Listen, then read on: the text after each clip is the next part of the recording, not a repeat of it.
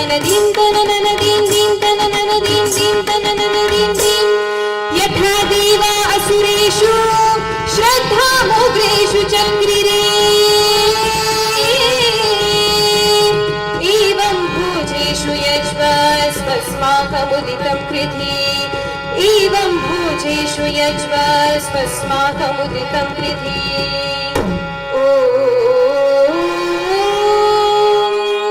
श्रद्धां देवा यजमाना वायुगोपा उपासते श्रद्धामृतया भूत्या श्रद्धया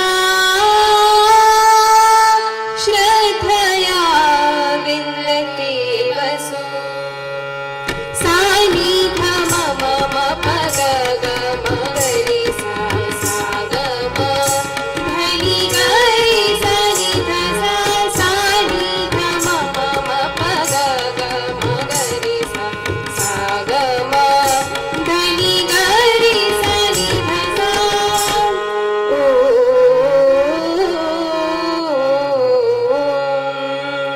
श्रद्धां प्रातर्हवामहे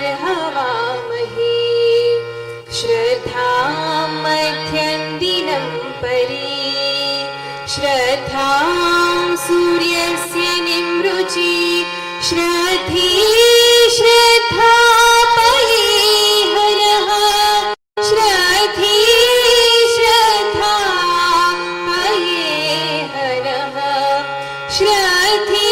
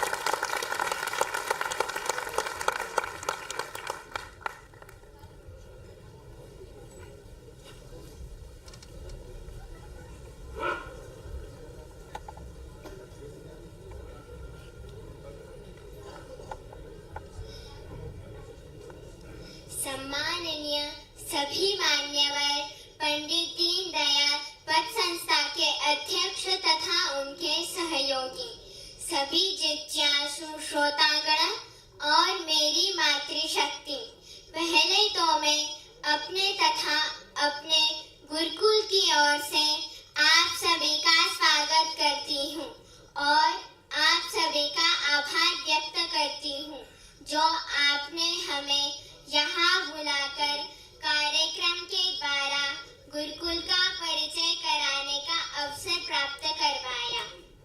गुरुकुल का नाम तो आपने अनेक जगह विद्यालयों, महाविद्यालयों को दिया हुआ देखा होगा, लेकिन वास्तव में गुरुकुल क्या है, इसे समझाने से पहले आपको मैं एक विशेष बात बताना चाहती हूँ।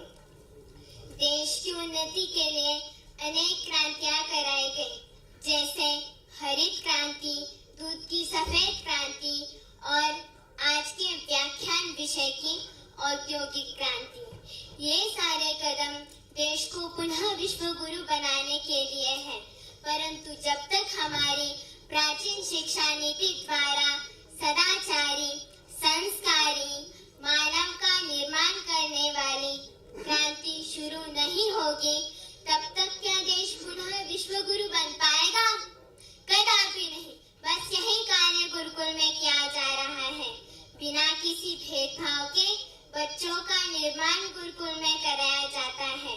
गुरुकुल में चरित्र निर्माण के साथ वैदिक शिक्षा, जिसमें वेद, दर्शन, उपनिषद, संस्कृत व्याकरण, रामायण, महाभारत, गीता, साथ में स्कूली शिक्षा, सभी प्रकार की शस्त्र विद्या, योगासन, संगीत, ऐसे अनेक महत्वपूर्ण विद्याओं को सिखाया जाता है। मुझ जैसी कन्याएं अपने जीवन को गुण, कर्म, स्वभाव से श्रेष्ठ बनाते हुए अपने परिवार, समाज तथा राष्ट्र को ऊंचा उठाने के लिए गुरुकुल में शिक्षा ग्रहण कर रही हैं। भारतवर्ष के सभी विद्यार्थी अगर पुनः गुरुकुल में शिक्षा ग्रहण करने लग जाए तो निश्चित ही भारत शीघ्र ही विश्व गुरु कहलाएगा। आपको कहते हुए मुझे गर्व हो रहा है। यह मेरा गुरुकुल महाराष्ट्र का पहला कन्या गुरुकुल है, जो इस देश के उच्च कोटि के विद्वान और संस्कृत व्याकरण के सूर्य स्वामी वेदानंद जी के नाम से जाना जाता है। यह पिंपलगांव कौड़ा में स्थित है। आप सभी गुरुकुल दर्शनात सादर आमंत्रित है। सर्वांचे पुन्हा एकदा हार्दिक आभार। जय हिंद, जय महाराष्ट्र।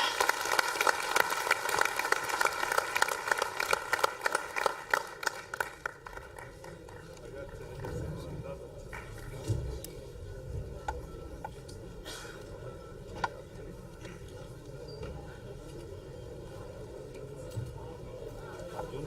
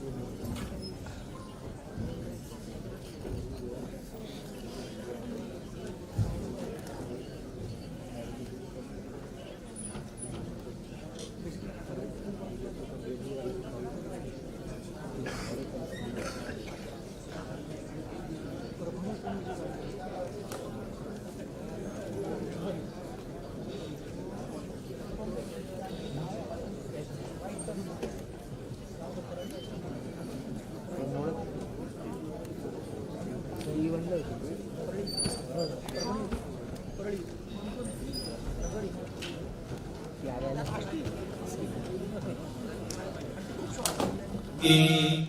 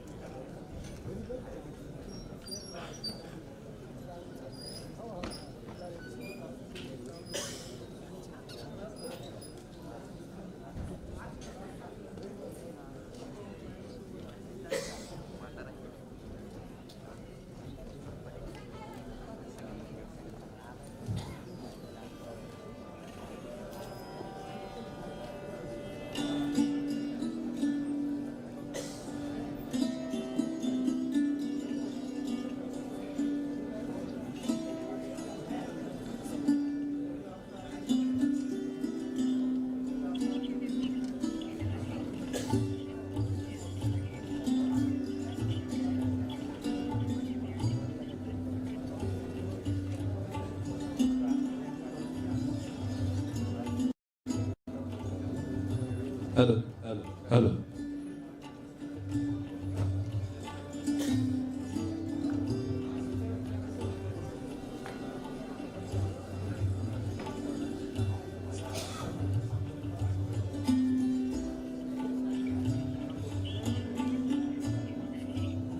व्याख्यानमालेस लवकरच सुरुवात होत आहे.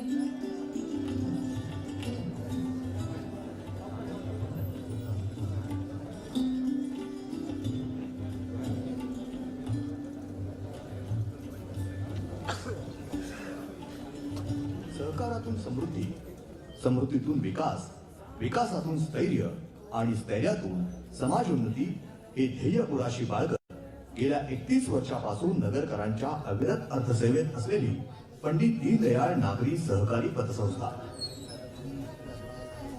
तत्कालीन जनसंघ म्हणजे आताच्या भारतीय जनता पार्टीचे संस्थापक पंडित दीनदयाळ उपाध्याय यांचा एकात्म मानवतावाद आणि अंत्योदय दर्शन विचारातून स्फूर्ती घेतलेल्या स्वर्गीय उमाकांतजी चांदेकर, स्वर्गीय डॉक्टर अभय चंगेडे, पतसंस्था स्थैर्य निधी लिमिटेड, राज्य पतसंस्था फेडरेशनचे संचालक आणि नाशिक विभागीय पतसंस्था फेडरेशनचे अध्यक्ष, विद्यमान चेअरमन वसंत लोढा, विकास पाथरकर, सुधीर पगारिया, सोमनाथ देवळालीकर अशा समविचारी युवकांनी या संस्थेची मुहूर्तमेढ रोवली आणि सचोटी, प्रामाणिकपणा, पारदर्शी व्यवहार, विश्वासार्हतेच्या जोरावर मल्टी स्टेट, निधी आणि खासगी पतपेढ्यांच्या आव्हानासमोर ही संस्था खंबीरपणे उभी आहे.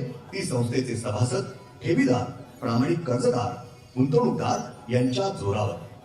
त्यामुळं आज संस्थेकडे 6,000च्या घरात विश्वासू सभासद संख्या आहे. संस्थेची एकूण आर्थिक उलाढाल तब्बल 70 कोटींच्या घरात आहे. या वर्षीचा व्यवसाय 5.6 कोटी रुपये आहे. हजारो उद्योजकांना संस्थेनं कर्ज वाटपले.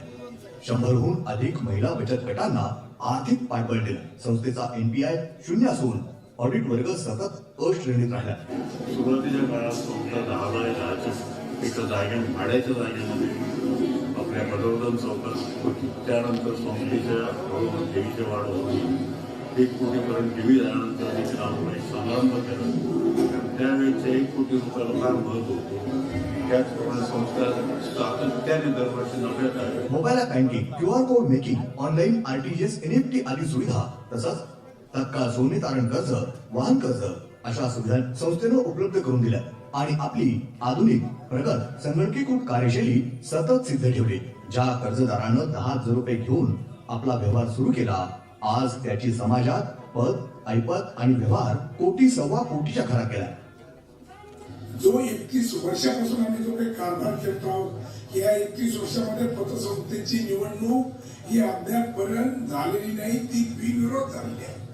या सभासदांचा विश्वस्त मंडळावर, आमच्या सर्व संचालक मंडळावर एवढ्या मोठ्या प्रमाणात आहेत की सभासदांची इच्छा असते की एवढ्या चांगल्या पद्धतीनं दीनदयाळजींना अपेक्षित असलेलं काम ही पंडित दीनदयाळ पतसंस्थेचे सर्व संचालक मंडळ करत आहे. मग हीच निवडणूक बिनविरोध व्हावी आणि तीच परंपरा गेल्या 31 वर्षामध्ये अद्यापपर्यंत कायम आहे.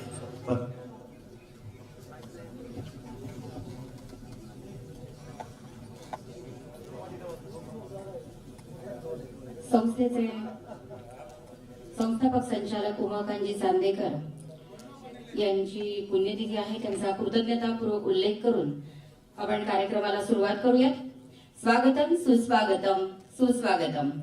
पंडित दीनदयाळ पतसंस्था व पंडित दीनदयाळ परिवाराच्या वतीनं आयोजित पंडित दीनदयाळ उपाध्याय यांच्या 106व्या जयंती निमित्त आयोजित 3 दिवसीय व्याख्यानमालेचा उद्घाटन समारंभ संपन्न होतोय.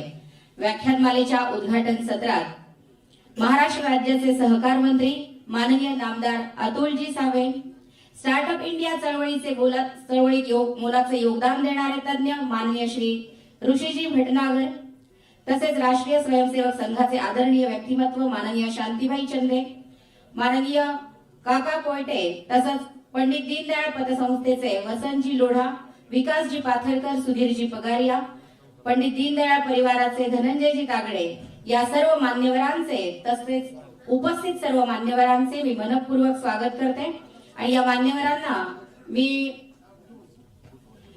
व्यासपीठावर येण्याची विनंती करते.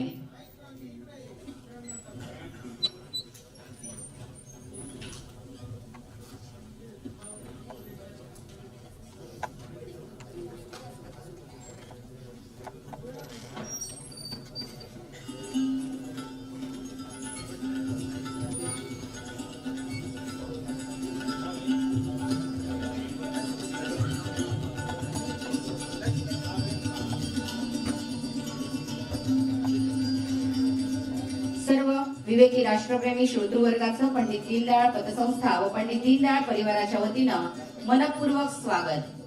सन्माननीय अतिथींच्या आगमनाने वैचारिक तेजोमयता सभागृहात पोहोचलेलीच आहे. तीच तेजोमयता अनुभवूया दीप प्रज्वलनाने व करूया भारत माता व पंडित दीनदयाळ यांच्या प्रतिमेचं पूजन. त्यासाठी मी आमंत्रित करते डॉक्टर सौ ललिता देशपांडे, श्रीमती शैला चंगेडे, श्री निलेश लोढा, श्री सुरेशजी वाबळे साहेब, श्री भैयाजी गंधे, श्री अभयजी आगरकर, श्री भानुदासजी बेरड यांना. या सर्वांना नम्र विनंती आहे की त्यांनी दीप प्रज्वलन करावे व भारत माता व पंडित दीनदयाळ यांच्या प्रतिमेचं पूजन करावं. दीप ज्योतिर्जनार्दन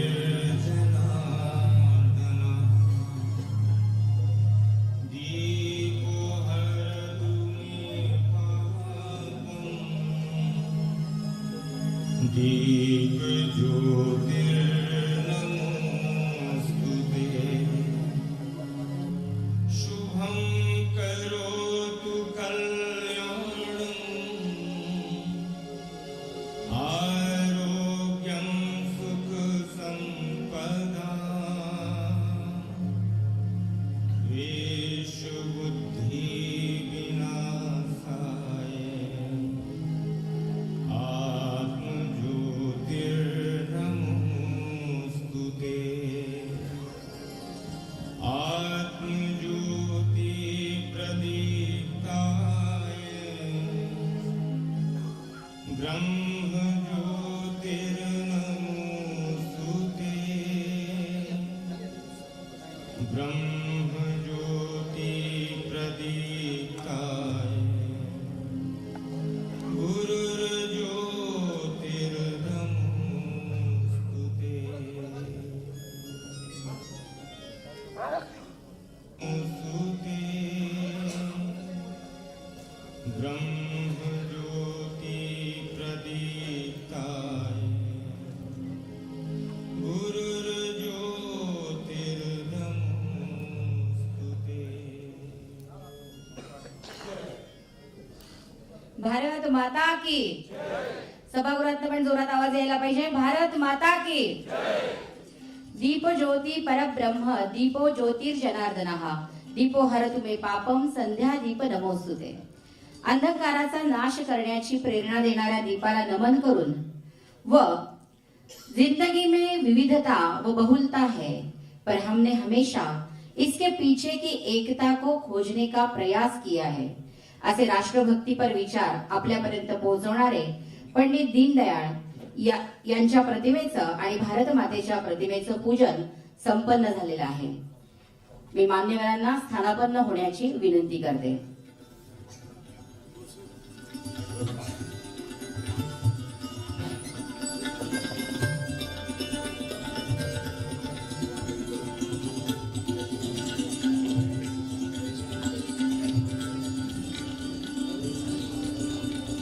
व्यासपीठावर मी विनंती करते माननीय शांतीबाई चंद्रे, माननीय काका कोर्टे यांनी स्थानापन्न व्हावं. तसंच पंडित दीनदयाळ पतसंस्थेचे वसंतजी लोढा, विकासजी पाथरकर, सुधीरजी पगारिया यांनी स्थानापन्न व्हावं आणि पंडित दीनदयाळ परिवाराचे श्री धनंजय तागडे यांनी स्थानापन्न व्हावं. माननीय आगरकर साहेब आणि माननीय बेरड साहेब यांनाही नम्र विनंती की त्यांनी व्यासपीठावर स्थानापन्न व्हावं. यानंतर पंडित दीनदयाळ पतसंस्थेचे संस्थापक चेअरमन व व्याख्यानमालेचे प्रणेते माननीय श्री वसंतजी लोढा यांना प्रास्ताविक करण्याची विनम्र विनंती करते. मैं अपने लिए नहीं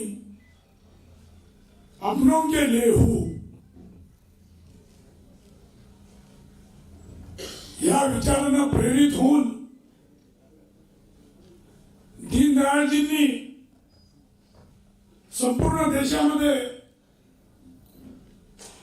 हा विषय प्रत्येकाच्या मनात ठसवण्याचा प्रयत्न केला आणि त्याचा परिणाम आज आपण पाहत आहोत.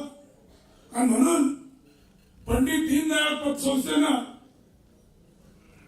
पंडित दीनदयाळ व्याख्यानमाला, त्यांचे विचार हे सर्व लोकांपर्यंत जाण्यासाठी गेले 7 वर्ष आम्ही प्रयत्न करत आहोत. आजच्या या 7व्या वर्षाच्या या कार्यक्रमाचे उद्घाटक महाराष्ट्राचे सहकार मंत्री अतुलजी सावे, त्याचबरोबर ज्यांचा आपण या ठिकाणी स्टार्टअप इंडिया,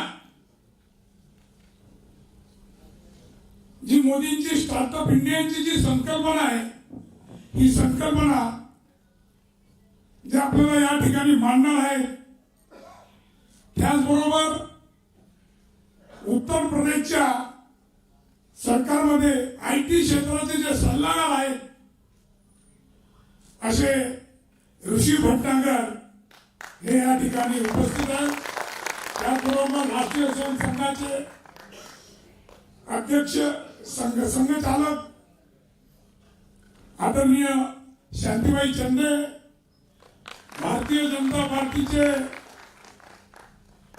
माजी जिल्हाध्यक्ष भांडाजी भेरड, माजी नगराध्यक्ष अभयजी आगरकर, विकास पाथरकर, त्याचबरोबर पंडित दीनदयाळ परिवाराचे अध्यक्ष धनंजयजी तांगे, सुधीरजी पगारिया, या ठिकाणी ज्यांनी आपल्याला 2 वर्षापूर्वी चांगलं व्याख्यान ऐकवलं असे गणेशजी शिंदे पण या ठिकाणी उपस्थित आहेत. शिवसेनेचे शहर प्रमुख दिलीपजी सातपुते आणि उपस्थित सर्व नगरकरांना, इंडिया स्टार्टअप हा जो विषय आहे हा आपल्याला माहिती आहे की मोदीजींची जी संकल्पना आहे आणि त्या संकल्पनेला अनुसरून आम्ही हा विषय मुद्दामून या नगर शहरामध्ये आम्ही घेतला आहे.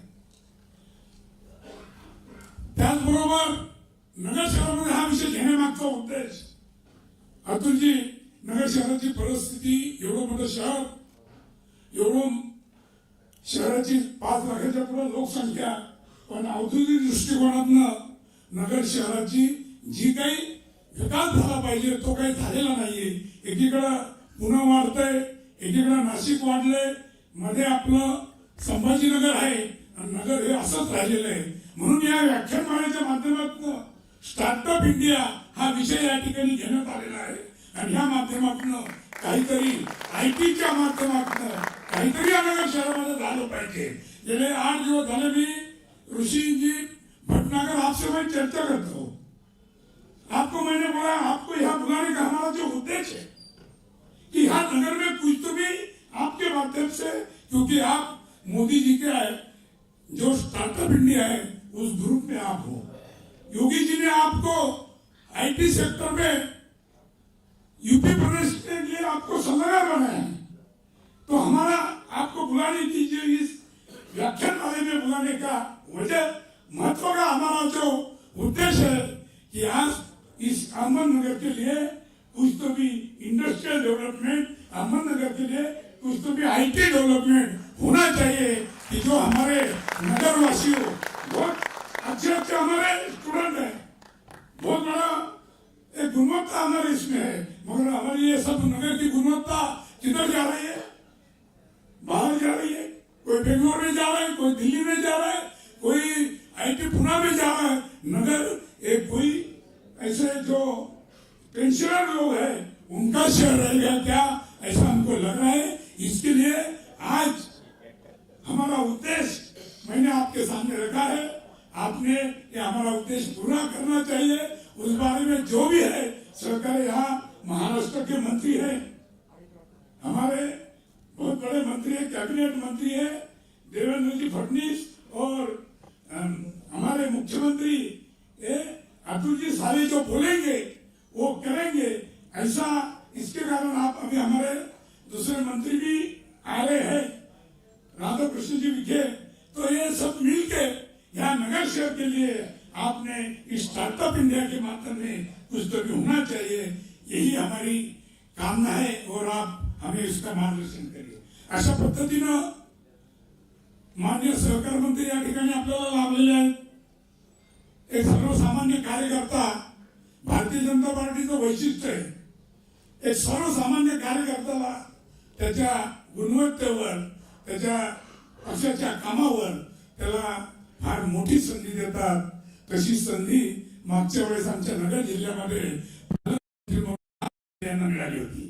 तशीच संधी आज अतुल साहेबांना मिळालेली आहे आणि या संधीचं सोनं करणं त्यांच्या एकंदरीत या 8-10 दिवसाच्या त्यांच्या चर्चेतनं त्यांच्या बोलण्यातनं आता सकाळ दुपार संध्याकाळपासून त्या नगरच्या दौऱ्यामध्ये ते आल्यानंतर त्यांच्या बरोबर जो मला सहवास मिळाला त्या सहवासातनं असा एक विश्वास निर्माण झालाय की अतुलजी सावे यांच्याकडे जे सहकार खातं दिलेलं आहे, जे सहकार खातं महाराष्ट्रातलं एक महत्वाचं खातं आहे, जे सहकार संपूर्ण देशाला मार्गदर्शन करणारं हे महाराष्ट्र आहे आणि त्याचं महत्वाचं खातं अतुलजी सावेंना मिळालेलं आहे. तर अतुलजी सावे आपण सहकाराच्या माध्यमातून हे नगर शहर नगर जिल्हा हा सहकार्याची कामधेनू आहे.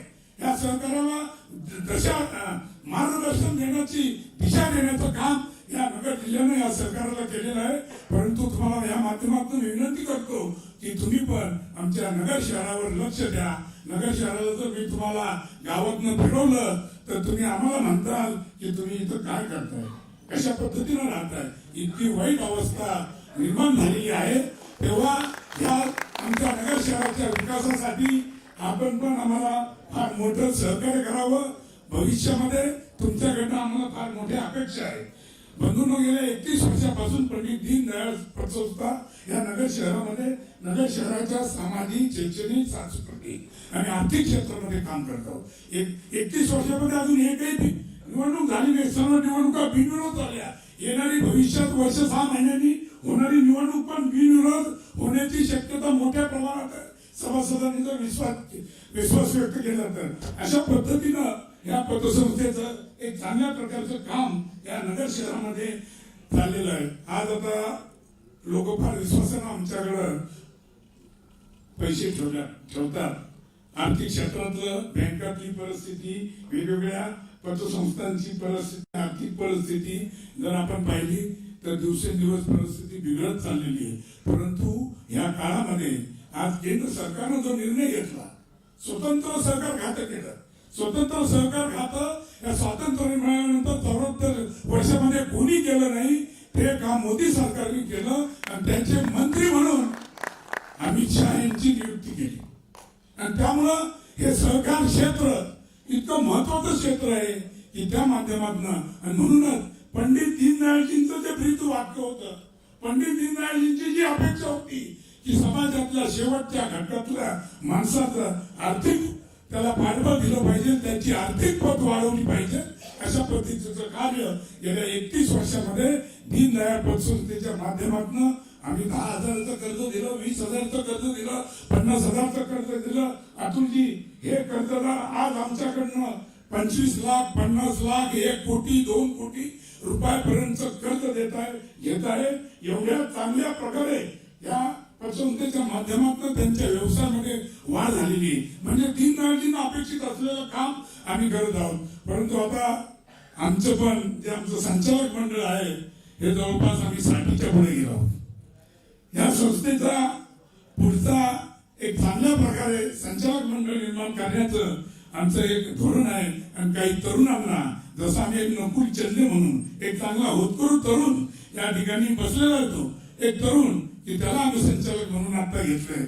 तर अशा पद्धतीनं या पतसंस्थेचं कार्य ज्या उद्देशानं, ज्या माध्यमातून आम्ही करत आहोत, ज्या विचारानं आम्ही करत आहोत, हे कार्य कायमस्वरूपी भविष्यात पण अशाच पद्धतीनं राहावं याच्याकरता आम्ही भविष्यात येणाऱ्या ह्या निवडणुकीमध्ये, येणाऱ्या संचालक मंडळाच्या भविष्यातल्या जडणघडणीमध्ये काही युवकांना पण आम्ही सहभागी करून घेणार आहोत. आणि एक चांगल्या प्रकारे या ठेवीदारांच्या, सभासदांच्या आणि नगरकरांच्या कोणत्याही विश्वासाला तडा जाणार नाही असं कार्य पंडित दीनदयाळ पतसंस्थेच्या माध्यमातून आम्ही करणार आहोत. आणि भविष्यामध्ये ही चळवळ अशाच पद्धतीने आम्ही पुढे ठेवणार आहोत. पुन्हा एकदा मी आपल्या सर्वांचं स्वागत करतो आणि माझं प्रास्ताविक संपवतो. जय हिंद, जय महाराष्ट्र. धन्यवाद माननीय वसंतजी लोढा. यानंतर मान्यवरांचा परिचय आणि सत्कार संपन्न होणार आहे. माझ्या टीमला मी विनंती करते की माननीय अतुलजी सावे यांचा परिचय ऑडिओ क्लिपद्वारे सादर करावा.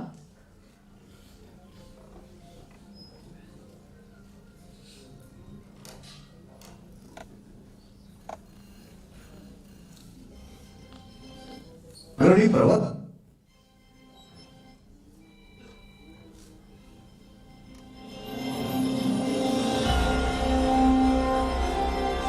पंडित दीनदयाळ पतसंस्था आणि परिवार आयोजित पंडित दीनदयाळ व्याख्यानमाला 2022 चं उद्घाटन करण्यासाठी विशेष निमंत्रित आहेत राज्याचे विद्यमान सहकार मंत्री नामदार अतुलजी सावे,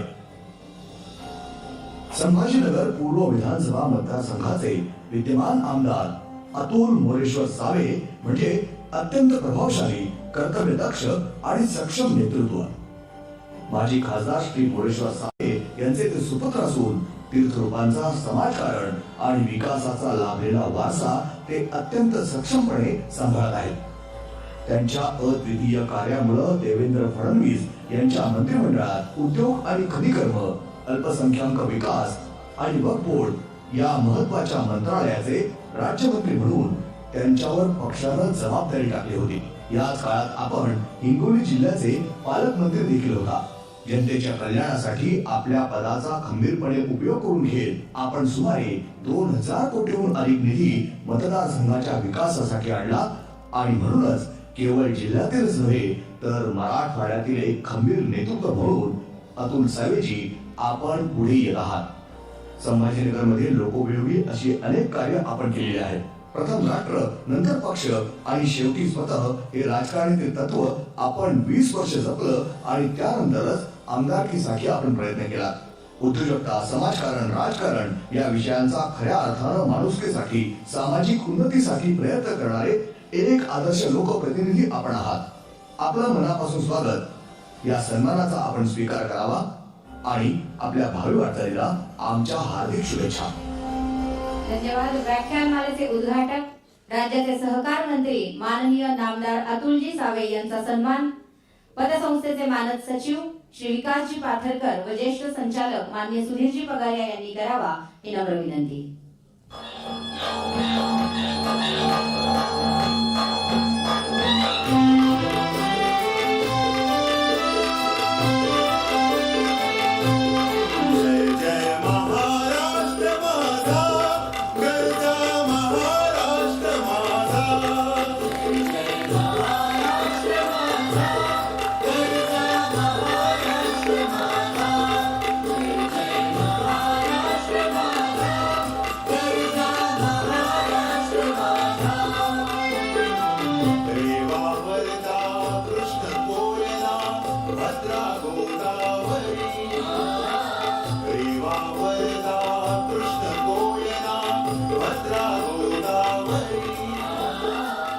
माझ्या टीमला विनंती आहे की त्यांनी माननीय ऋषीजी भटनागर यांच्या परिचयाची ऑडिओ क्लिप प्ले करावी.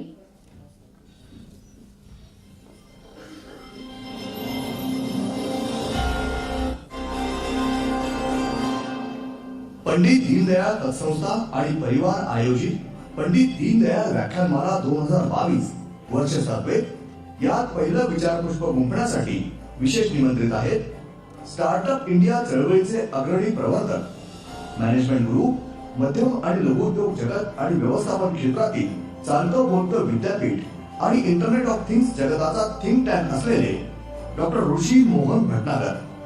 जगविख्यात टेक महिंद्रा कंपनीत डिजिटल एंटरप्राइज सर्व्हिसेस विभागाचे प्रमुख म्हणून हायली मोटिवेटेड टीम सोबत ते सध्या कार्यरत आहेत.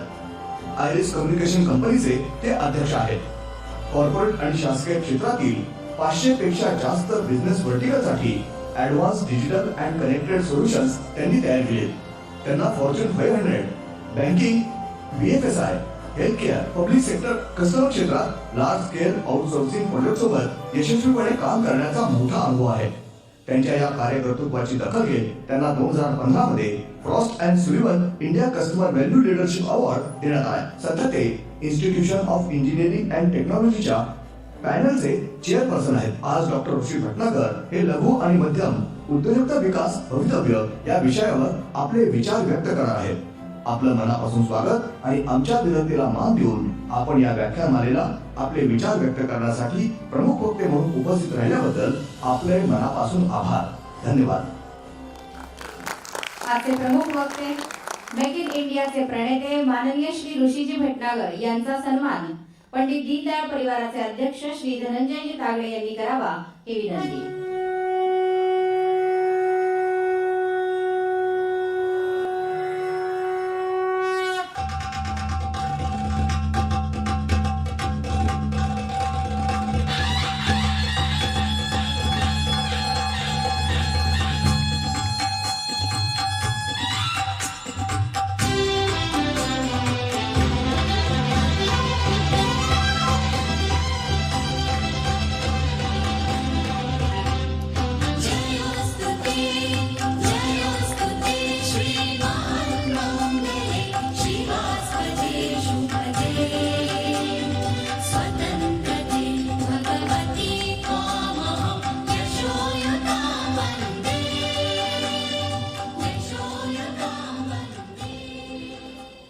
यानंतर राष्ट्रीय स्वयंसेवक संघाचे माननीय शांतीलालजी चंदे यांचा सन्मान सुहासभाई मुळे यांनी करावा ही नम्र विनंती.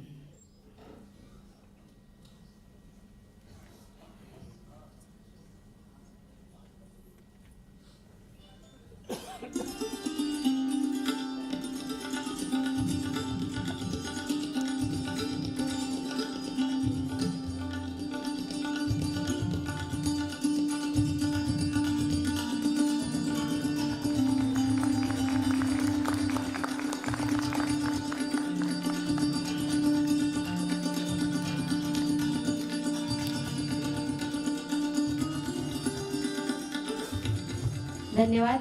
या ठिकाणी सत्कार सोहळा संपन्न झालेला आहे. आजच्या कार्यक्रमाचे उद्घाटक विद्यमान सहकार मंत्री माननीय नामदार अतुलजी सावे यांना मी विनंती करते की त्यांनी आपलं मनोगत व्यक्त करावं.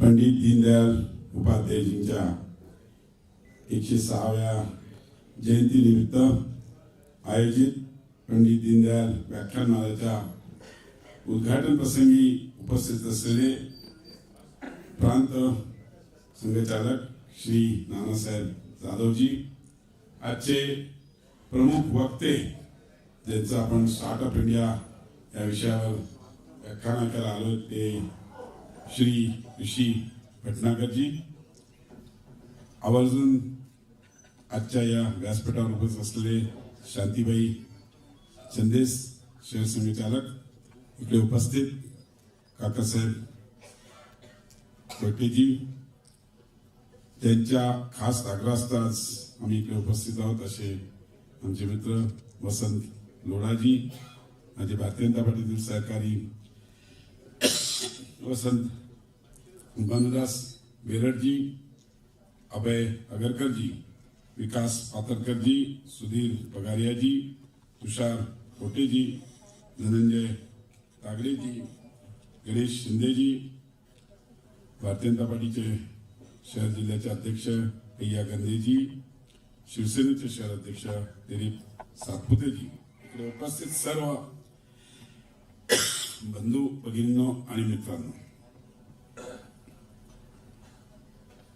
आजच्या कार्यक्रमाला माननीय विखे पाटील साहेब पण पुण्याहून निघाला, त्यांना थोडा उशीर झालाय, लवकरच ते पोहोचतायत असं त्यांच्या कळालंय.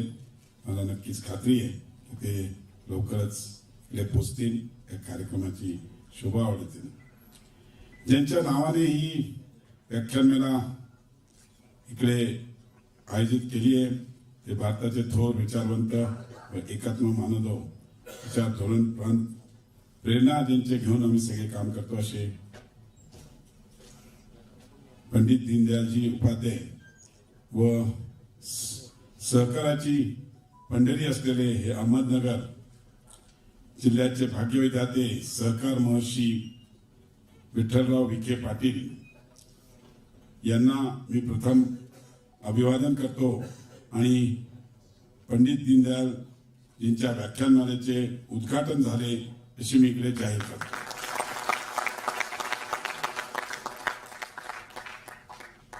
पंडित दीनदयालजी यांचा जन्म 25/9/1996 रोजी 16 रोजी झाला होता म्हणजेच उद्या आपण आज 106वी जयंती साजरी करत आहोत.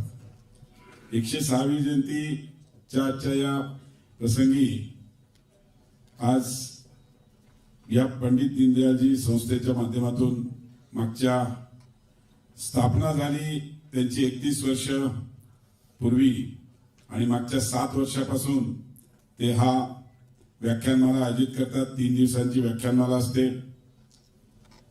मला लोढाजी म्हणाले की आम्ही 7 वर्षापासून रेग्युलरली अहमदनगरमध्ये ही व्याख्यानमाला आयोजित करतो आणि या व्याख्यानमालेला वेगळे मी बाहेर बोर्ड बघितला, देशभरातले वेगळ्या क्षेत्रात ज्यांनी आपलं नाव मोठं आहे अशा सगळ्यांच्या माध्यमातून व्याख्यानमाला आयोजित केली जाते.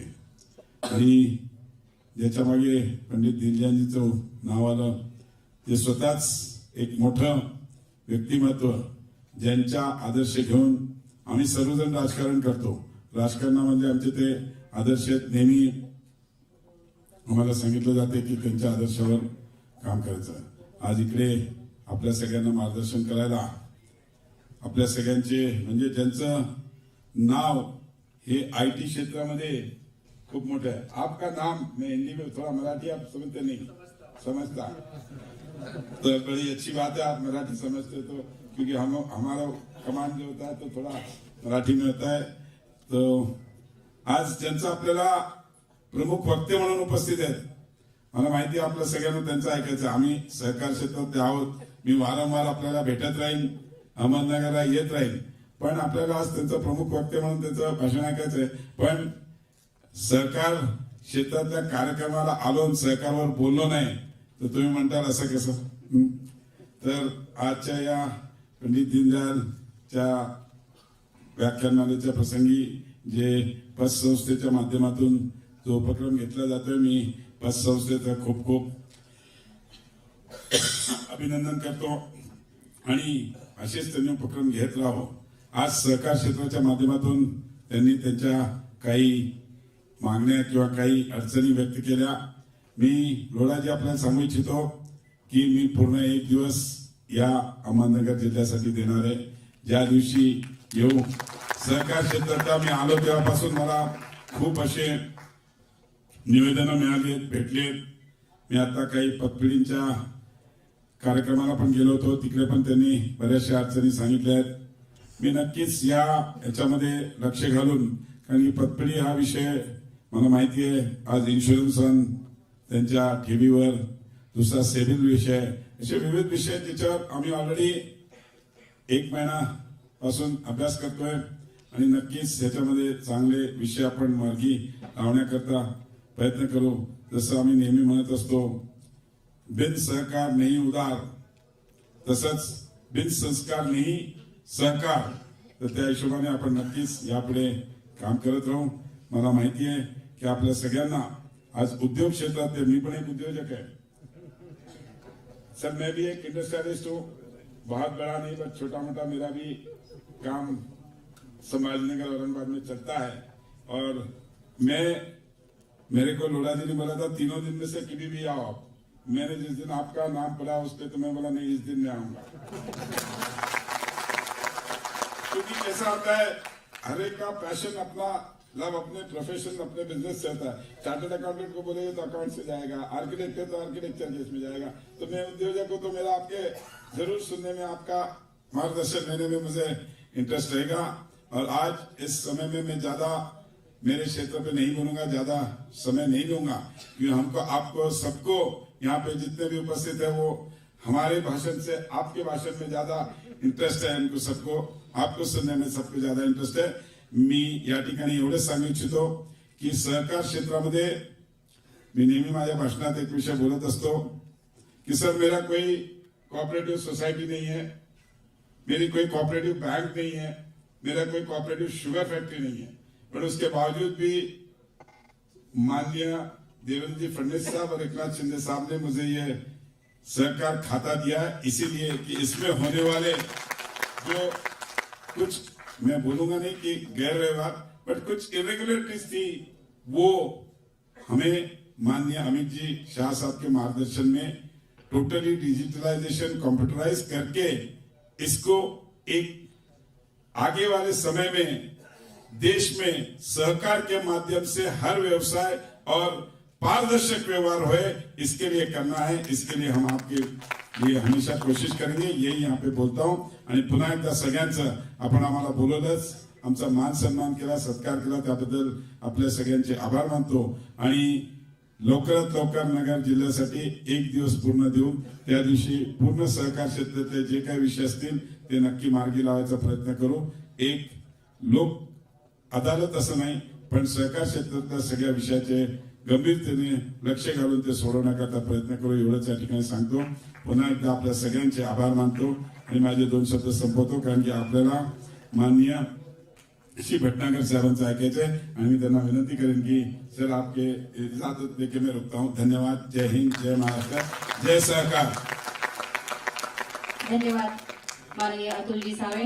अतिशय सुंदर वाक्य सरांनी या ठिकाणी पंडित दीनदयाळजी उपाध्याय यांच्या वाक्याला जोडलेलं आहे. विना संस्कार नाही सहकार और विना सहकार नाही उद्धार.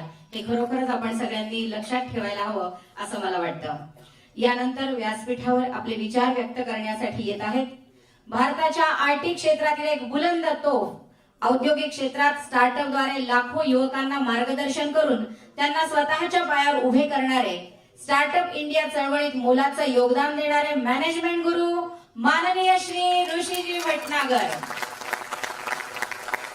मागे दरवाजात उभे असणाऱ्यांना विनंती आहे की त्यांनी बसून घ्यावं.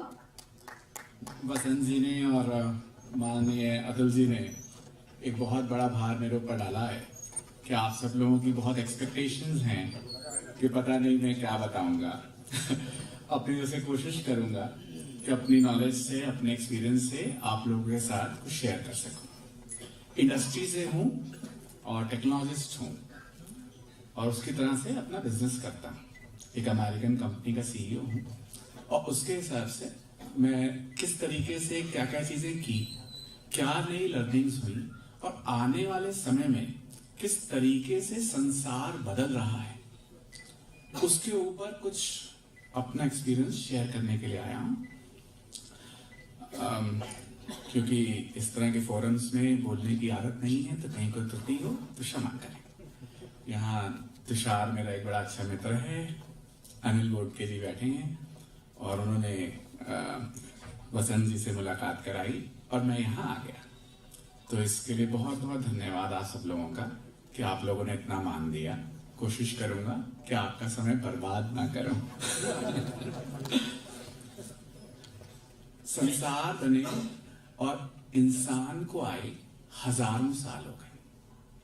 मगर जब हम रिवॉल्यूशन की बात करते हैं और सोचते हैं कि औद्योगिक क्रांति कब आई, तो औद्योगिक क्रांति आई 1800 में, जब लंदन में, नॉटिंघम में, वेस्टर्न यूरोप में फैक्ट्रीज लगने लगी.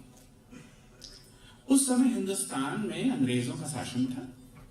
कोई हमें ना सिखा रहा था, ना बता रहा था कि वहां फैक्ट्री लगेगी और तुम्हारी नौकरी जाएगी. और हम उस समय एकदम अचानक एक दिन एक कपड़े की फैक्ट्री नॉटिंघम में लगी और यहां के सब चरखा चलाने वालों की नौकरी चली गई.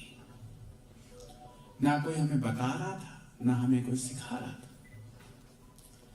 दूसरा क्रांति कब आई? उसे कहते हैं इंटरनेट और कम्युनिकेशन, आईटी रेवोल्यूशन, जो 1990 में आया. उस समय देश में हमारी सरकार थी. उस क्रांति के दौरान जो आज का $200 बिलियन का आईटी सेक्टर है और हम आज संसार के सबसे बड़े आईटी, इंफॉर्मेशन टेक्नोलॉजी के कार्य करने वाले हैं, करीब 10 मिलियन लोगों को नौकरी देते हैं. उस रेवोल्यूशन का हमने फायदा उठाया और आज जहां हम हैं वहां आईटी में हम उस समय पहुंचे. मगर अगर आज मैं एक चीज सोचूं कि गूगल का अध्यक्ष कौन है, तो गूगल का अध्यक्ष सुंदर पिचाई है. वो कब हिंदुस्तान छोड़ के गया? वो हिंदुस्तान उसी समय छोड़ के गया. आप माइक्रोसॉफ्ट का सीईओ सोचें, अब बाकी सभी बड़ी कंपनी जिसका नाम आप यूज करते होंगे और इसका इस्तेमाल करते होंगे, जो अमेरिका में शुरू हुई, उन सबके अध्यक्ष या दूसरी श्रेणी के लोग वो वही हैं जो हिंदुस्तान छोड़ के उस समय गए थे। इसका मतलब क्या है कि उस समय की सरकार ने हमें बताया, सिखाया, इस्तेमाल कराया उस रेवोल्यूशन का, मगर वो दिमाग जो गूगल बना सकता था, वो दिमाग जो माइक्रोसॉफ्ट बना सकता था, उसे हिंदुस्तान में वो समय नहीं मिला, वो इकोसिस्टम, वो फैसिलिटी, वो चीजें नहीं मिली, जिसकी वजह से वो अमेरिका चला गया। तो चाहे वो गूगल हो, चाहे वो माइक्रोसॉफ्ट हो, चाहे वो ट्विटर हो, चाहे लिंक्डइन हो, चाहे फेसबुक हो, इन सब के अध्यक्ष या उसके चलाने वाले लोग हिंदुस्तान से उस समय गए। आज हम तीसरी क्रांति के समय हैं, जिसे हम डिजिटल रेवोल्यूशन कहते हैं। आज के समय सरकार भी हमारी और लीडर भी हमारा।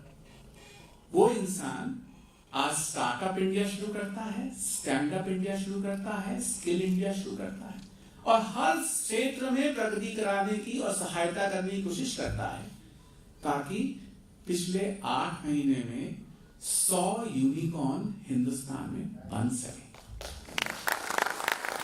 आज अगर 100 यूनिकॉर्न्स, और क्षमा चाहता हूं, हो सकता है लोग यूनिकॉर्न का शब्द ना समझते, तो आप सब लोग मेरे से बिजनेस ज्यादा जानते हैं, मगर बिजनेस के आज की तारीख में 2 तरीके हो गए। एक तरीका जो टाटा, बिरला, महिंद्रा और सभी लोग कर रहे हैं, जिसमें आप अपना प्रोडक्ट चलाते हैं, उसे बेचते हैं, रेवेन्यू कमाते हैं, प्रॉफिट कमाते हैं, आईपीओ पे जाते हैं, स्टॉक एक्सचेंज में जाते हैं और पैसा कमाते हैं और नौकरियां देते हैं।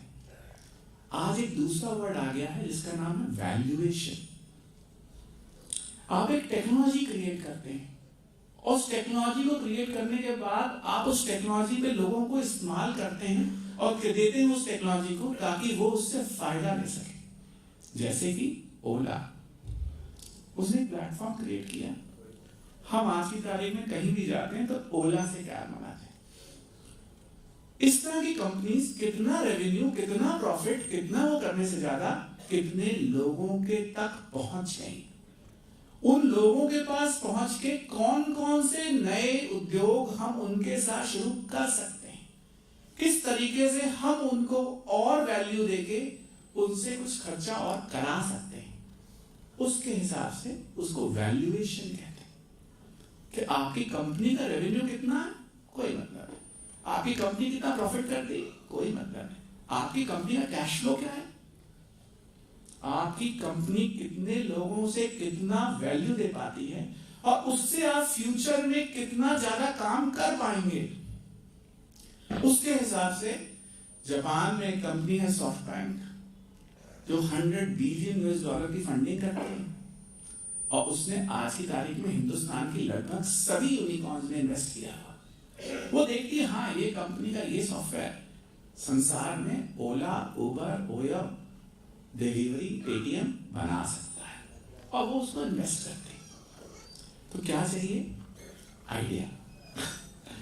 वो आइडिया जो किसी की प्रॉब्लम को सॉल्व कर सके, और उस प्रॉब्लम से जो आपने प्लेटफॉर्म या टेक्नोलॉजी या सोल्यूशन कुछ बनाया है, उसे आप हिंदुस्तान नहीं संसार के लेवल पे स्केल कर सके। अगर उसमें इतनी वो काबिलियत है तो वो यूनिकॉर्न बन जाएगा। अब मैं एक अलग चीज पे जाता हूं। हमने ये बात करी कि 3 रेवोल्यूशन हो गए। पहला जब अंग्रेजों का राज था, दूसरा जब हिंदुस्तान में हमारा राज था, तीसरा आज का राज।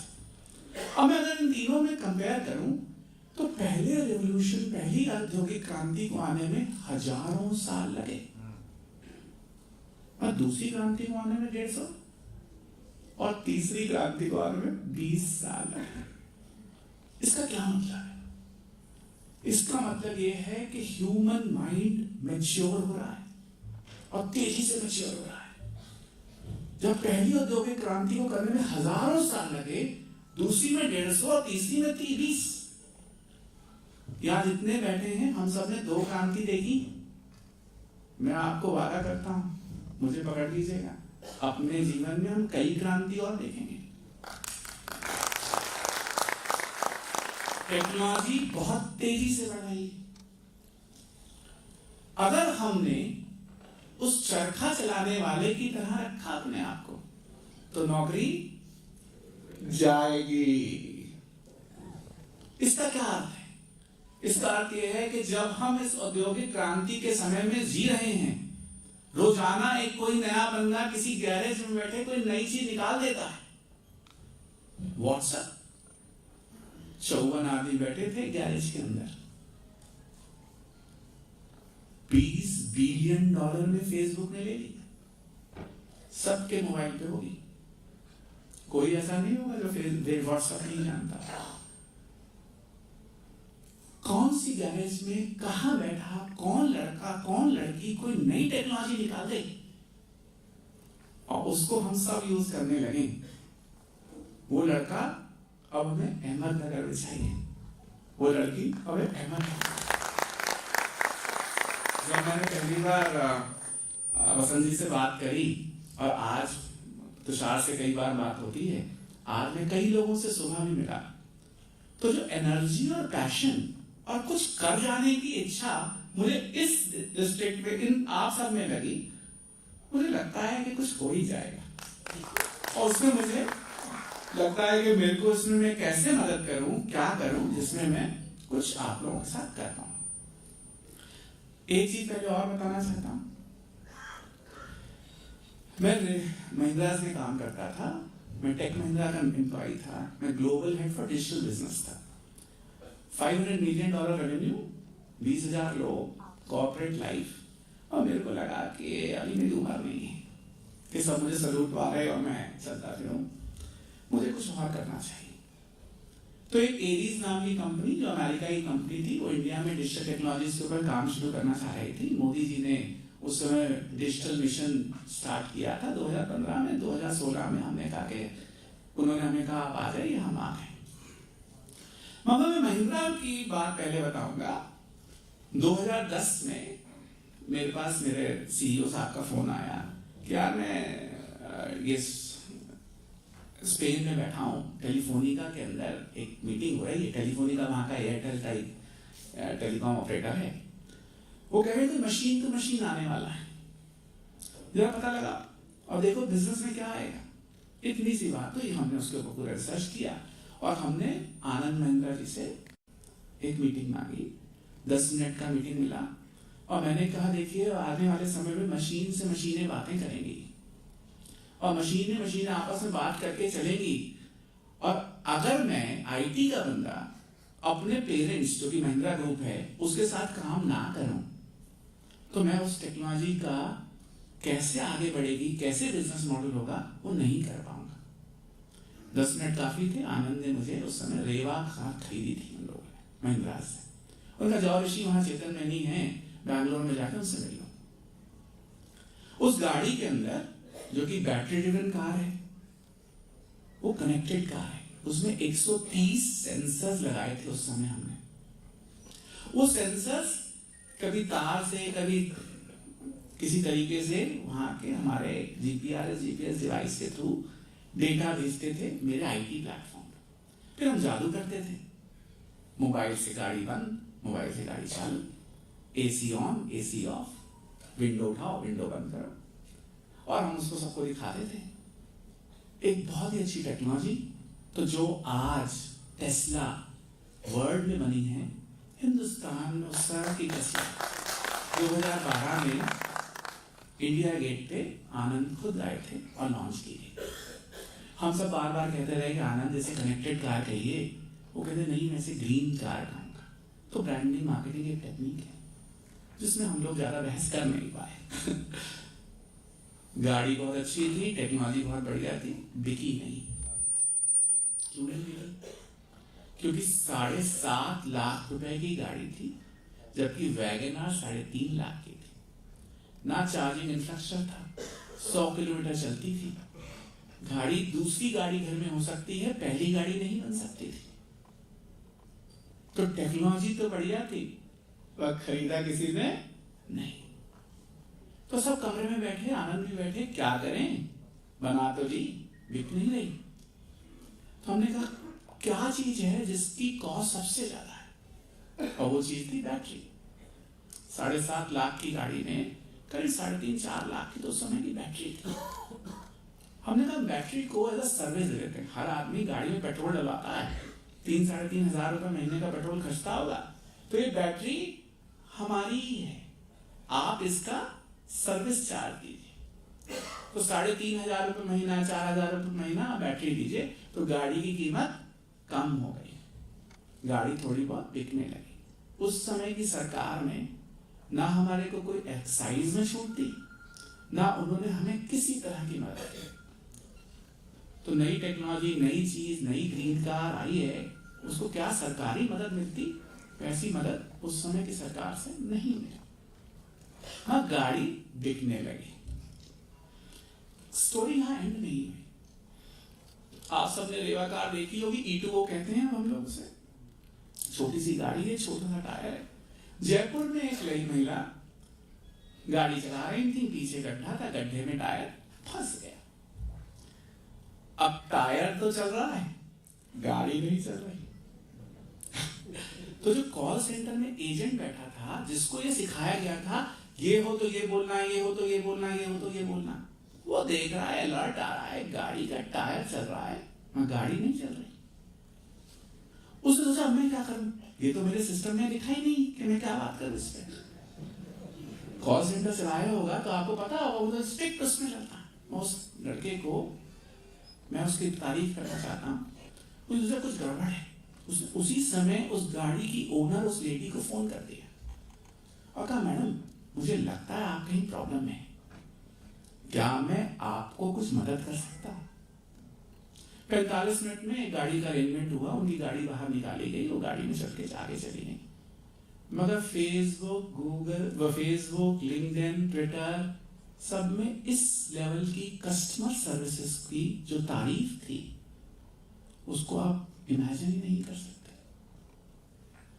तो जब हम इस टेक्नोलॉजी की बात करते हैं तो एक चीज है 130 सेंसर लगा के क्या डेटा लेना, क्या बताना। दूसरी चीज बिजनेस मॉडल को चेंज करना ताकि सामान बिके, लोग खरीदें, उसका इस्तेमाल हो। तीसरी चीज है किस लेवल की मैं कस्टमर सर्विस पहुंचा पा रहा हूं, आने वाला कस्टमर उस लेवल ऑफ कस्टमर सर्विस पे ही धंधा दे, बिजनेस बढ़ाएगा।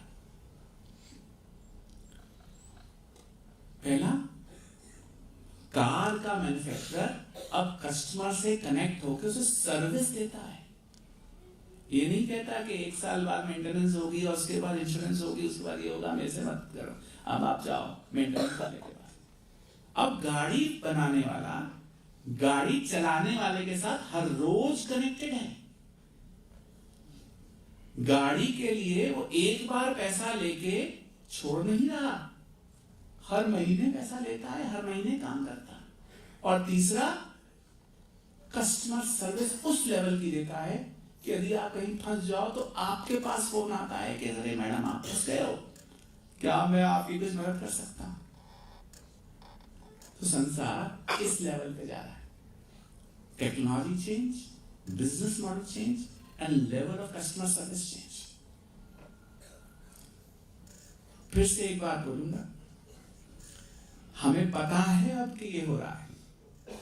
अगर मैंने चेंज नहीं किया अपने आप को तो क्या होगा, नौकरी जाएगी। तो मेरा मेन रीजन यहां आके सबको यही याद कराना है कि संसार बदल रहा है।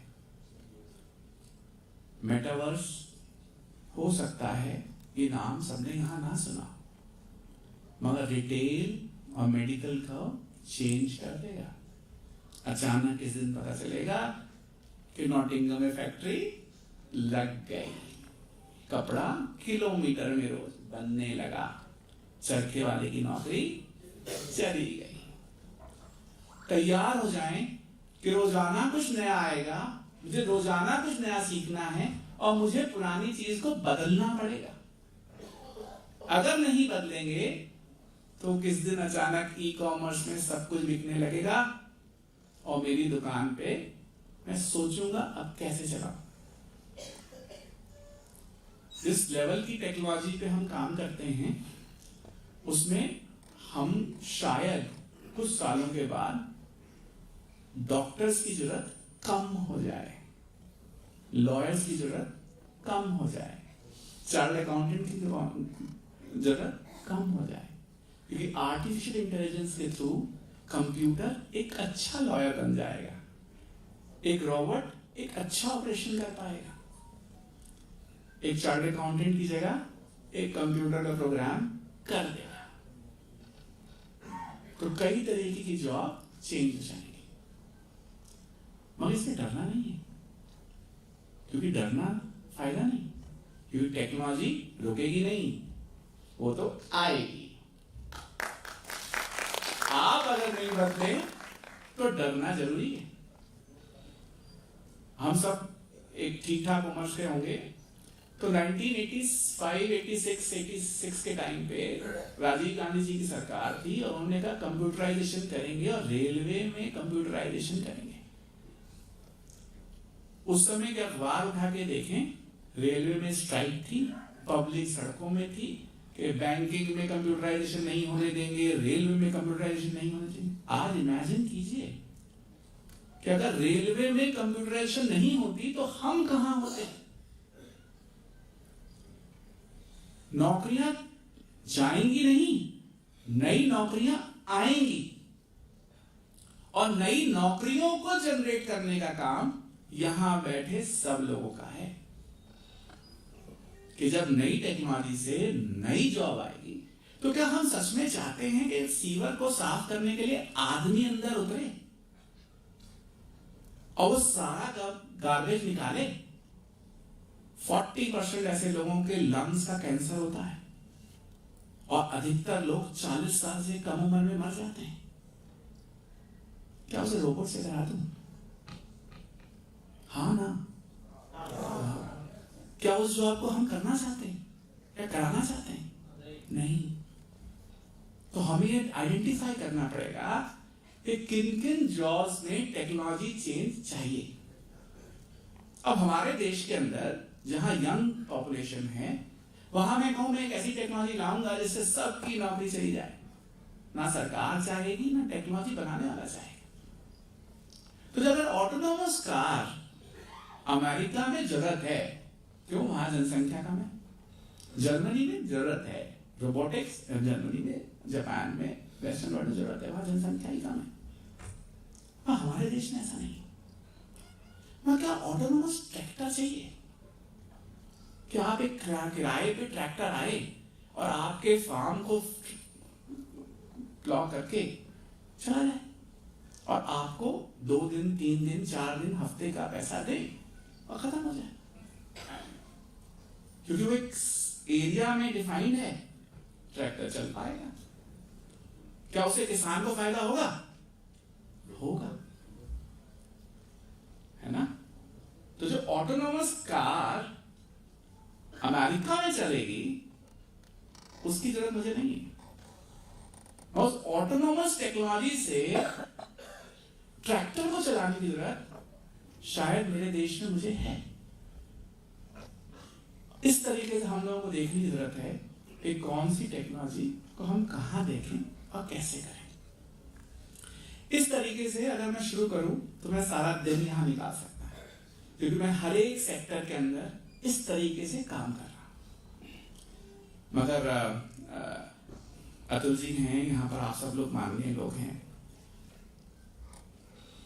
एक एग्जाम्पल दूंगा और फिर आऊंगा कि किस तरह से रसन जी ने जो मुझसे कहा है उसके लिए मैं क्या कर सकता हूं। तो मेरठ और मुजफ्फरनगर के आसपास हमने इसका पायलट शुरू किया सर। ई रिक्शा ली और वहां के लोगों को ई रिक्शा दी। ई रिक्शा को हमने अलग तरीके से बनाया जिसमें वो जो सब्जी बेचने वाला ठेला होता है शाम को उसमें कन्वर्ट हो सकता।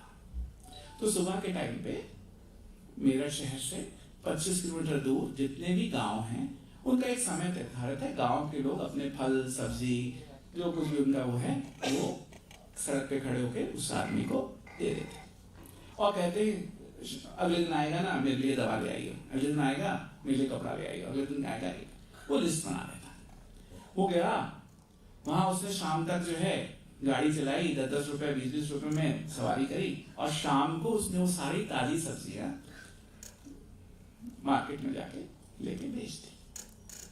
उसने उस मॉडल में कमीशन भी लिया और जो कुछ भी उन्होंने सामान मंगाया वो सब खरीदा और अगले दिन जाके ले भी तूने कपड़ा मंगाया था, तूने दवाई मंगाई थी, तूने ये चीज मंगाई थी जो गांव में नहीं अवेलेबल था, वो सब जाके उसने दे दी। इससे इस आदमी का कमर्शियल मॉडल हो गया, वो कमा रहा है। दूसरा उस किसान के लिए भी हो गया। तो Amazon फॉर विलेज, ठीक है। मैं यहां हमने सोचा नहीं तो एक नई टेक्नोलॉजी की नई जॉब हो गई। हमने कहा कि यार तुम जो ना इसमें अपने मेडिकल टेस्टिंग के इक्विपमेंट्स लगा लो और उस आदमी को ट्रेनिंग दे दी। तो ब्लड टेस्ट, कुछ और टेस्ट, उसके इक्विपमेंट्स आते हैं, उस आदमी को ट्रेनिंग दे। अब वो उस लाइन में सिर्फ बेचने वाले या बताने वाले नहीं रहे, अब वो ब्लड टेस्ट कराने वाला भी आ गया। मुझे बुखार हो रहा है, जा देख लो। तो उन लोगों को मेरा ठाने की जरूरत नहीं पड़ी। अगर कोई टेस्ट में गड़बड़ है तो डॉक्टर से कनेक्ट कराया और डॉक्टर से पता, डॉक्टर ने कहा हाँ आ जाओ, उन्होंने कहा क्रोसिन खाओ, वहीं रहो, कोई दिक्कत नहीं। इससे प्रोडक्टिविटी बढ़ी लोगों की और लोगों को सर्विस अपनी जगह पे मिल गई। और जो खर्चा होता था कि आप आओगे पैथोलॉजी लैब में 250 रुपए में टेस्ट कराओगे, वो 50 रुपए में हो गया। इस गाड़ी के ड्राइवर की आमदनी बढ़ी, आदमी को सर्विस मिली। फिर हमने कहा इसके आगे और ऐड क्या करें, तो हमने सॉइल टेस्टिंग किट लगा दी। तो किसान को जो उसकी जो जमीन है उसमें कौन सा यूरिया वगैरह डालने की जरूरत है वो लगाता है, टेस्ट करता है और कहता है इसमें ये कम है, क्योंकि उसकी रिपोर्ट जाती है एकदम और उसकी रिपोर्ट आ जाती है। तीसरा हमने उसमें वाटर सेंसिंग इक्विपमेंट लगा दिया कि आपके इलाके का पानी कैसा है। अब हमने उसके लिए एक ड्रोन लगा दिया। वो ड्रोन उस गांव की फोटो लेता है और देखता है कहाँ कौन से इंसेक्ट्स या पेस्ट हैं और कितना इंसेक्टिसाइड और पेस्टिसाइड डालने की जरूरत है और उसे सेंट्रल लोकेशन से अटैच कर दिया, ठीक है। उसके लिए एक छोटा सा टीवी लगा दिया।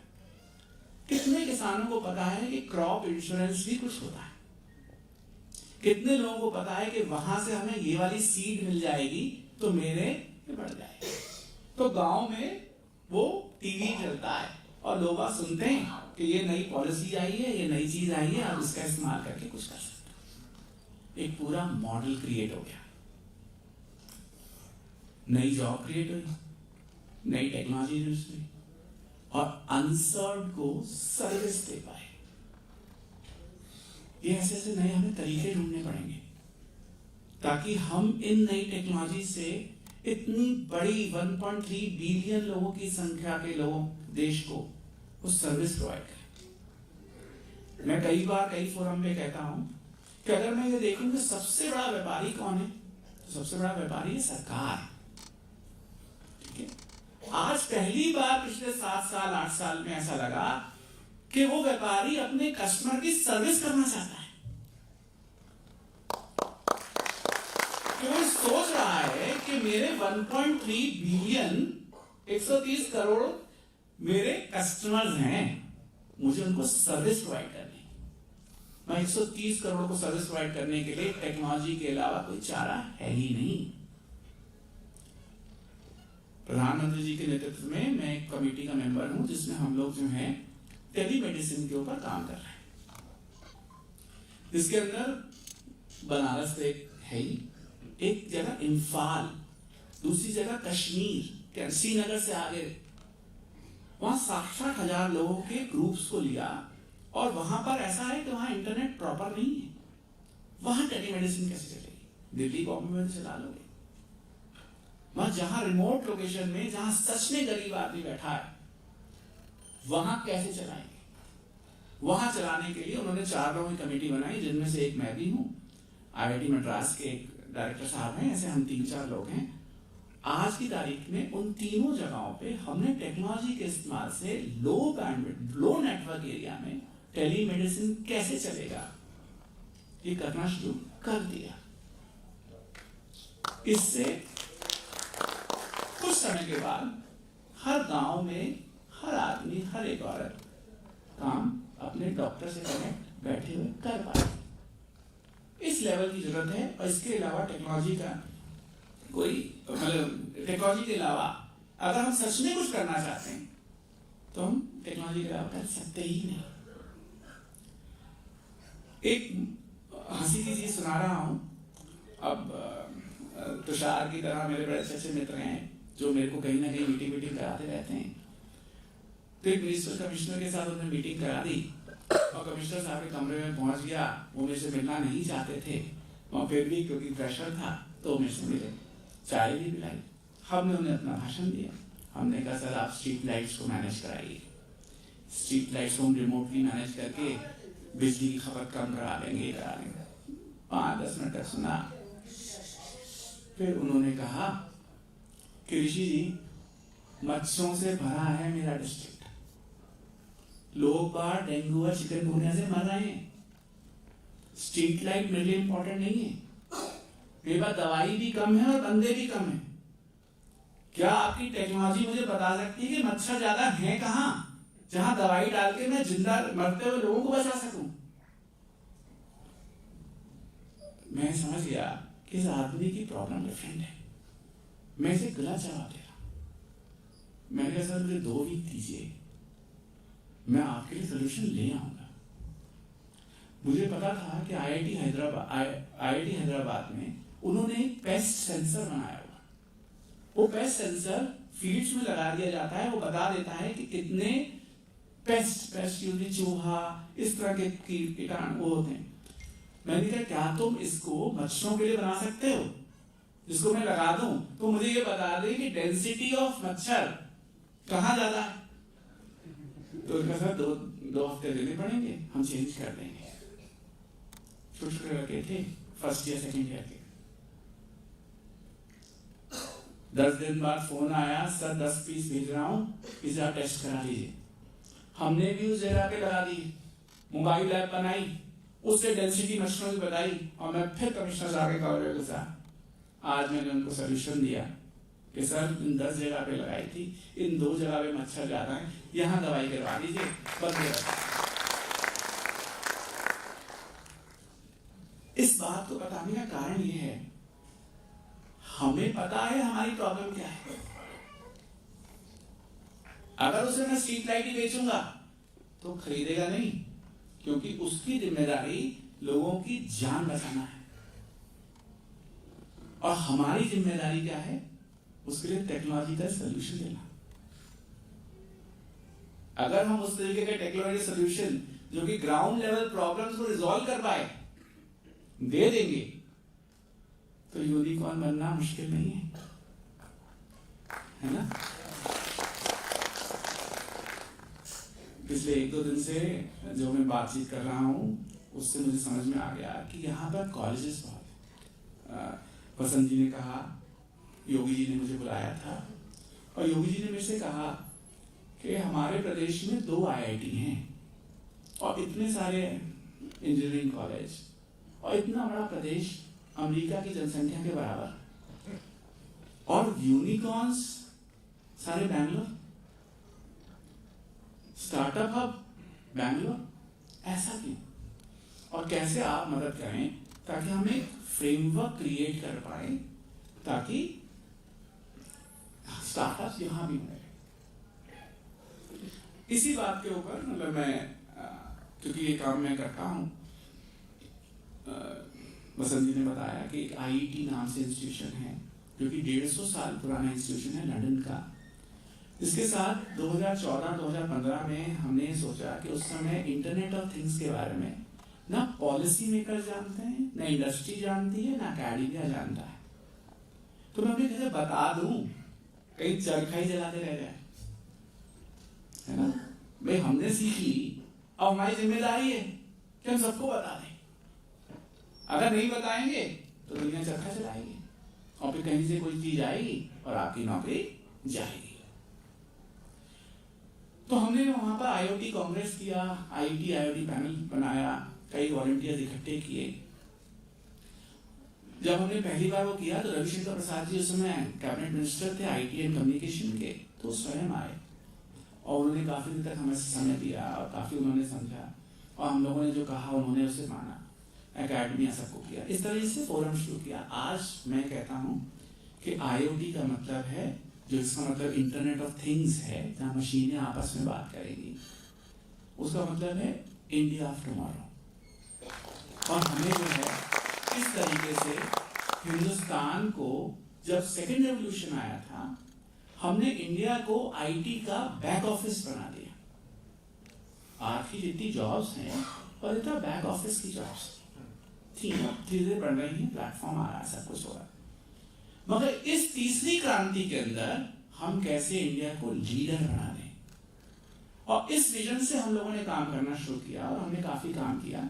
और मेरे साथ धीरे धीरे बहुत मेरी तरह से कई इंडस्ट्री के लोग जुड़ते चले गए, क्योंकि सभी लोग चाहते हैं हम कुछ करें। जब आप एक प्लेटफॉर्म देते हैं तो आज आप सब लोग आ गए इस प्लेटफॉर्म पे, क्योंकि इस ग्रुप ने ये प्लेटफॉर्म दिया। तो हमने IIT के थ्रू इस तरह का एक प्लेटफॉर्म क्रिएट किया और मतलब मेरे को बड़ी खुशी है कि महाराष्ट्र प्रदेश में मुंबई, पुणे और नासिक में हमने इसके लोकल नेटवर्क शुरू की। वहाँ के यूनिवर्सिटीज, वहाँ के प्रोफेशनल्स, वहाँ की इंडस्ट्री सब इससे अटैच और वहाँ पर लोकल नेटवर्क क्रिएट हुआ। आज यहाँ आने से पहले वसंत जी ने मुझसे कहा था तो मैंने पता करके आया, हम अहमदनगर में ये लोकल नेटवर्क शुरू करेंगे। आप सबकी मदद की जरूरत होगी, आप सबके मेरा साथ देना पड़ेगा। मगर इसको शुरू करने से हम जो फ्यूचर टेक्नोलॉजीज और IT के बारे में काम शुरू करना चाहते हैं, हम प्रोफेशनल्स को ला पाएंगे, यहाँ के प्रोफेशनल्स को जोड़ पाएंगे और किस लेवल पे लेके जाएंगे वो देख पाएंगे। IoT panel, IIT future tech panel जिसका नाम दिया, उसमें मेरे ग्रुप में एक सोशल वेलफेयर का ग्रुप चलता है कि सोशल सेक्टर के अंदर हम कैसे फ्यूचर टेक्नोलॉजीज को यूज कर सकते हैं। उसमें मेरे साथ एक मेरे मित्र हैं जिनका नाम है दिग्विजय चौधरी, जो कि पंढरपुर के रहने वाले हैं। वो बैंगलोर रहते हैं, आर्ट ऑफ लिविंग के साथ एसोसिएटेड हैं, और क्योंकि उनका पंढरपुर से अटैचमेंट है तो उन्होंने पंढरपुर की यूनिवर्सिटी के साथ मिलकर वहाँ के रूरल एरिया में करीब 500 फार्मर्स की फैमिलीज के अंदर उन